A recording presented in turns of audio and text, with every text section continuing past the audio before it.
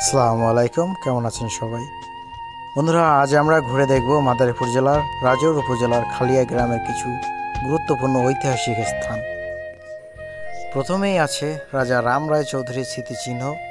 এটি স্থানীয় ইতিহাস ও ঐতিহ্যের এক অমূল্য নিদর্শন, যা আমাদের পূর্বপুরুষদের অবদান মনে করিয়ে দেয়। এরপর আমরা দেখব জমিদার শিশির গাঙ্গুলির বাড়ি, যেখানে পুরানো স্থাপত্যের নকশা এবং ঐতিহাসিক পরিবেশ এখনও অতীতের গল্প বলে যায়। তার সাথে আছে খালিয়ার ঐতিহ্যবাহী মঠ। আর শেষেই আমরা যাব খালিয়া শান্তি কেন্দ্রে, একটি সম্ভাবনাময় স্থান যেখানে সাংস্কৃতিক, শিক্ষা ও সামাজিক উন্নয়নের কার্যক্রম এগিয়ে নিয়ে যাওয়া সম্ভব। আর প্রতিটি স্থানই আমাদের ঐতিহ্য, সংস্কৃতি এবং অতীতকে গৌরবের কথা স্মরণ করিয়ে দেয়। তো ভিডিওটি না টেনে আমাদের সাথেই থাকুন আর উপভোগ করতে থাকুন আজকের এই ভিডিওটি। আর যারা যারা এখনও আমাদের ফলো করেননি, তারা অবশ্যই আমাদের ফলো করে আমাদের সাথেই থাকুন। ধন্যবাদ। আসসালামু আলাইকুম। খালিয়া জমিদার বাড়ি ইতিহাস, কিংবদন্তি আর ভাঙাচোরা স্মৃতির এক নাম। এর ইতিহাস শুরু 1700 শতকের দিকে, যখন এটি ছিল উজানি জমিদারদের অধীনে। শোনা যায় রাজা রাম রায়ের পিতামাতা ছিলেন উজানি জমিদারের দাসদাসী। একদিন রোদ বৃষ্টির মধ্যে শিশু রাজারামের উপর ফণিমনসা গাছ ছায়া দিচ্ছিল। বিষয়টি উজানি জমিদারদের নজরে আসে। তিনি তার সহধর্মিণীকে জানান, আর রানী নাকি শিশুর শরীরে রাজ তিলক ছাপ দেখতে পান। এরপর উজানি জমিদার তার 7টি জমিদারির একটি খালিয়া জমিদারি রাজা রাম রায়কে দান করেন এবং তার পিতামাতাকে দাসত্ব থেকে মুক্ত করেন। প্রায় 200 একর জুড়ে দাঁড়িয়েছিল এই জমিদার বাড়ি। দোতলা, 3 তলা দালান কোঠা, বাগান বাড়ি, পূজা মণ্ডপ আর শান বাঁধানো পুকুরঘাট সহ এক বিশাল ঐতিহ্য। কিন্তু দীর্ঘ অযত্ন ও অবহেলায় এই অধিকাংশ স্থাপনা ধ্বংসপ্রাপ্ত হয়েছে। তবু রাজারাম মন্দির আজও অক্ষত রয়েছে, কারণ এটি বাংলাদেশ প্রত্নতত্ত্ব অধিদপ্তরের তত্ত্বাবধানে সংরক্ষিত। খালিয়া জমিদার বাড়ি শুধু ইট পাথরের স্থাপনা নয়, এটি আমাদের ইতিহাসের অংশ। এটি কিংবদন্তির জীবন্ত সাক্ষী, যা সংরক্ষণেই বাঁচিয়ে রাখা সম্ভব।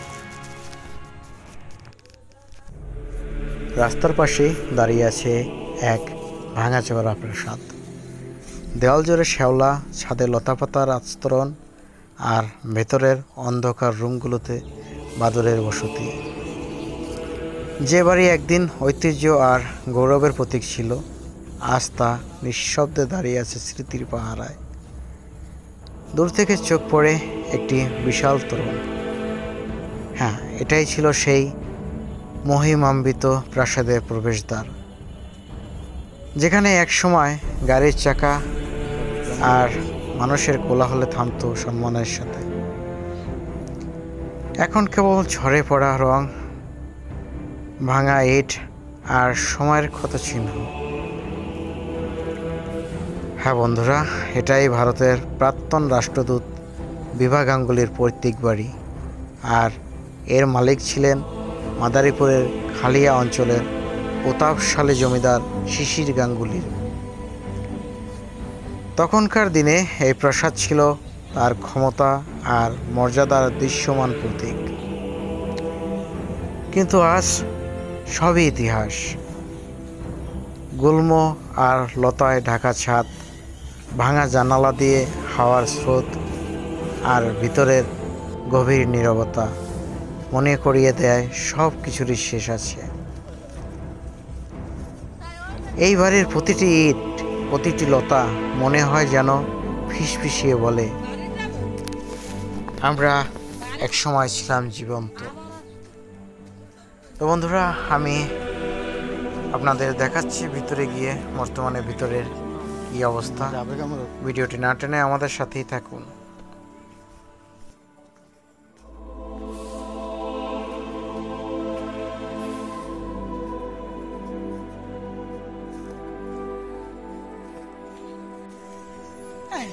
সমস্যা নেই।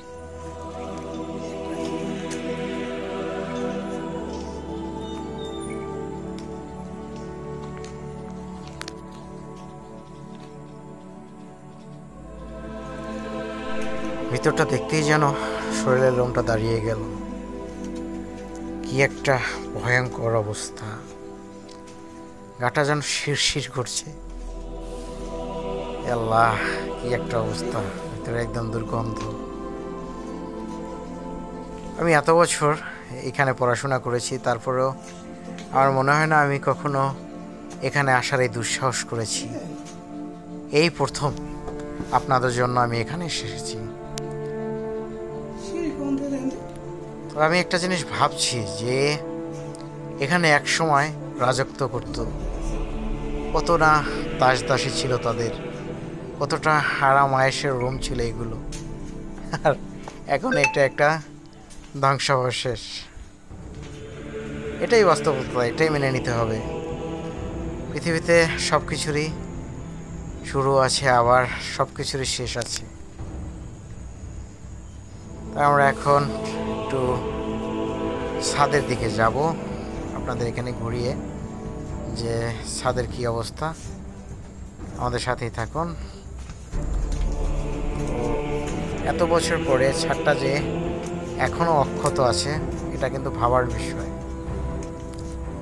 জানি না জিন ভূত আমাকে ফলো করছে কিনা। এটা মনে হয় নিচে আরো ডুবে গেছে। এখানেই এক সময় রানীরা বসে থাকতো। রানী না, জমিদারদের বলতে তো বেগম বলা হয়। আর এই যে সামনের দিকটা, এখান থেকেই তাদের যে সামনের জমিদারি প্রাসাদের সামনে যে দিঘি ছিল সম্ভবত একটা, ওটা দেখা যেত। এখন তো একদম জনজীর্ণ অবস্থায়, লতা পাতায় ঘেরা। দেখলেই গাটা কেমন যেন ছমছম করে। আমার ভয় করছে, আমি আর এখানে থাকতে চাই না, আমি নেমে যাবো এখন।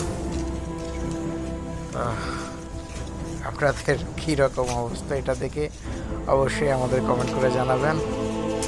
আসলে এখানে ঢুকতে আমার সত্যি ভীষণ ভয় করছিল, কিন্তু আমার সাথে সবুজ থাকায় একটু সাহস করেছে। আমি একা হলে আমি কখনো এখানে আসতাম না। দেখুন একবার চারপাশটা কীরকম একটা অবস্থা, যেখানে এক সময় রাজত্ব চালাইছে, জমিদারি প্রথা, যেটা কি বলবো, সবাই এখান দিয়ে যেতে খুব ভয় করছে। খুব প্রতাপশালী জমিদার ছিলেন, জমিদার শিশির গ্যাঙ্গিলা। বন্ধুরা, আমরা এখন দাঁড়িয়ে আছি খালিয়া রাজারাম ইনস্টিটিউশনের যে খেলার মাঠ, সেই খেলার মাঠে। অলরেডি এখানে ছেলেরা ফুটবল খেলছে। আমরা এখন চলে যাব স্কুলের যে মেইন গেট, সেই মেইন গেটের সামনে। ভিডিওটি না টেনে আমাদের সাথেই থাকুন। বন্ধুরা, আমরা এখন দাঁড়িয়ে আছি খালিয়া রাজারাম ইনস্টিটিউশনের সামনে, যেটি নির্মাণ হয়েছিল 1900 শতকে। তো এই স্কুলে শুধু আমরাই নয়, আমাদের বাপ চাচারা, আমাদের দাদারাও পড়েছিল। তো এই স্কুলটি তৈরি করেছিল খালিয়া রাজা রামমোহন রায় চৌধুরী। বন্ধুরা, আমরা এখন দাঁড়িয়ে আছি গণোন্নয়ন প্রচেষ্টার এটা অধীনে, যেটা একসময় শান্তিকেন্দ্রে নামে ছিল। এখন অবশ্য এটি একটি হাসপাতালে রূপান্তরিত হয়েছে, যেখানে আমাদের অত্র এলাকাসহ দূর দূরান্তের মানুষ থেরাপি দেওয়ার জন্য আসে। এখানে মূলত প্যারালাইসিস যে রোগীগুলো আছে, সেই সমস্ত রোগীগুলোর থেরাপি দিয়ে থাকে। তা আমরা এখন ঘুরিয়ে দেখাচ্ছি আপনাদের সেই হাসপাতালটি।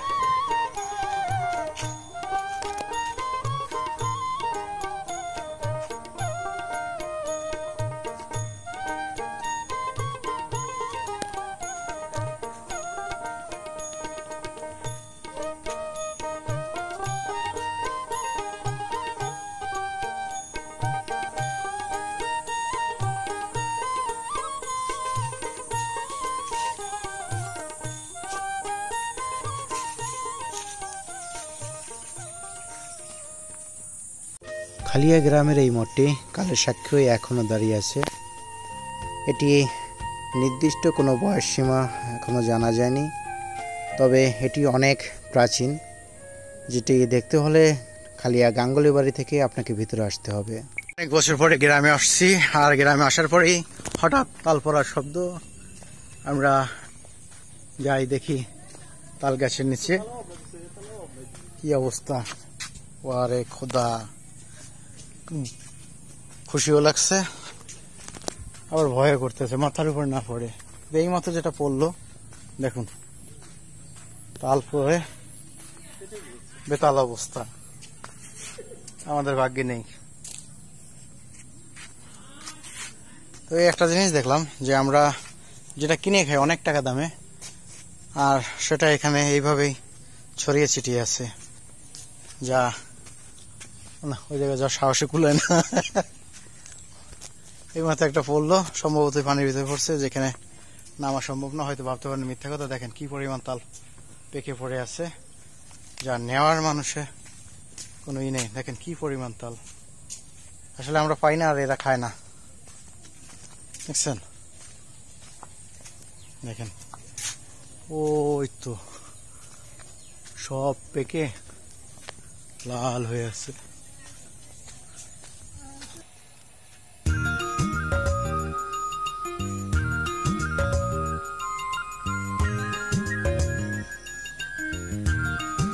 বন্ধুরা, আমার সামনে যে পুকুরটি এখন দেখছেন, মুরব্বীদের মুখে শোনা যে এই পুকুরে নাকি এক সময় কাতল মাছ ছিল, যে কাতল মাছের ওজন ছিল প্রায় 200 কেজির মতো। অনেক দূর দূরান্ত থেকে মানুষজন আসতো এই মাছটিকে দেখার জন্য, আর অনেকে নাকি অনেক নিয়ত করতো। আগেকার মানুষ তো এই সমস্ত বিশ্বাস করে চলতো। এটা আমি সঠিক জানি না, কিন্তু আমি আমার দাদির মুখে শুনেছিলাম।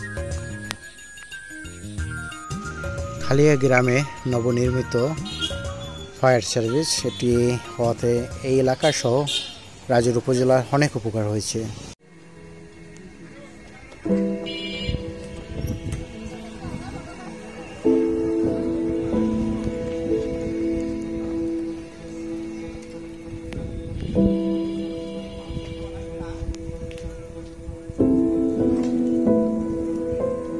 খালিয়া শান্তি কেন্দ্র রাজুর উপজেলার অন্যতম বৃহৎ বিনোদন কেন্দ্র। একসময় এটি ছিল কৃষি উন্নয়ন, গ্রামীণ প্রযুক্তি এবং মানুষের মিলনস্থল। বিস্তৃত সবুজ প্রান্তর, গাছের ছায়া, শান্ত পুকুর আর খোলা আকাশ, সব মিলে এটি ছিল এক প্রশান্তির ঠিকানা। কিন্তু আজ দীর্ঘ অযত্ন আর অবহেলায় এই কেন্দ্রটি হারাচ্ছে তার রূপ ও প্রাণ। ভাঙ্গা অবকাঠামো, জরাজীর্ণ ভবন আর আগাছায় ঢেকে গেছে অনেক অংশ। অথচ রাজুর উপজেলার বিনোদন কেন্দ্রগুলোর মধ্যে আয়তনের সবচেয়ে বড় এই স্থানটি। এখানে শুধু প্রাকৃতিক সৌন্দর্যই নয়, রয়েছে বহু ঐতিহাসিক নিদর্শন, যা অতীতের গল্প বলে, যা স্থানীয় ঐতিহ্য ও স্মৃতিকে বাঁচিয়ে রাখতে পারে। যদি এই শান্তি কেন্দ্রটি পুনরুদ্ধার করা যায়, তবে এটি হয়ে উঠতে পারে এক অসাধারণ বিনোদন কেন্দ্র, শিক্ষা কেন্দ্র এবং ইতিহাসের জীবন্ত প্রদর্শনী। খালিয়া শান্তি কেন্দ্র কেবল একটি স্থান নয়, এটি আমাদের সংস্কৃতি, ইতিহাস এবং সম্ভাবনার প্রতীক। যত্ন আর ভালোবাসা পেলে এটি আবারও হতে পারে সবার প্রিয় মিলন মেলা, যেখানে মিলবে বিনোদন, ইতিহাস আর ঐতিহ্যের মেলবন্ধন। এখানে আসলেই আমি হারিয়ে যাই সেই শৈশবে, যখন এই পার্কের মধ্য দিয়ে আমি চলে যেতাম খালিয়া রাজার আমি ইনস্টিটিউশনে। আমার বাচ্চাছাড়াও এখানে পড়েছে, আমার দাদারাও এখানে পড়েছে, তাই অনেক স্মৃতি জড়িয়ে আছে এই পার্কটিতে। তাই সবার মতো আমার ইচ্ছা, যদি এটা পুনরুদ্ধার করা হয়, তাহলে খালিয়ার যে ইতিহাস, যে ঐতিহ্য, সেটা আমরা আগামী প্রজন্মর কাছে তুলে ধরতে পারব। তাই বৌদ্ধধর্ম কর্মকর্তার কাছে আমাদের সবার একটাই চাওয়া যে এটা পুনরুদ্ধার করা হোক এবং এটা একটি বিনোদন কেন্দ্রে পরিণত করা হোক। আমরা যখন ছোট ছিলাম তখন আমরা দেখতাম অনেক দূর দূরান্ত থেকে এখানে পিকনিকে আসতো।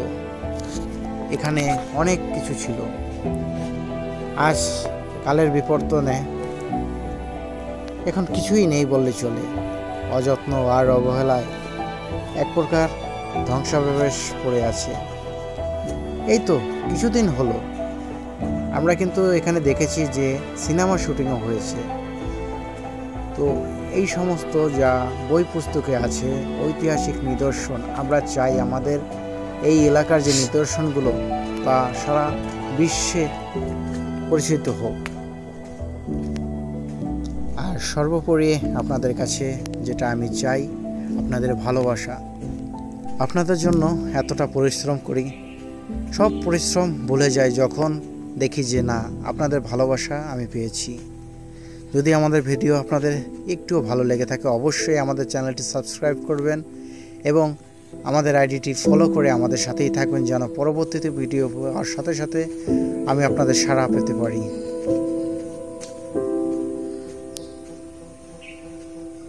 তো আজকের ভিডিও এই পর্যন্তই। সবাই ভালো থাকবেন, সুস্থ থাকবেন আর আমাদের জন্য বেশি বেশি দোয়া করবেন, যেন আপনাদের ভালোবাসা নিয়ে আমরা আরও সামনে এগিয়ে যেতে পারি। আর সবাই বেশি বেশি ভিডিওটি শেয়ার করবেন, যেন সবার নজরে আসে আর সবাই এই জিনিসটা নিয়ে বেশি বেশি চিন্তা করে।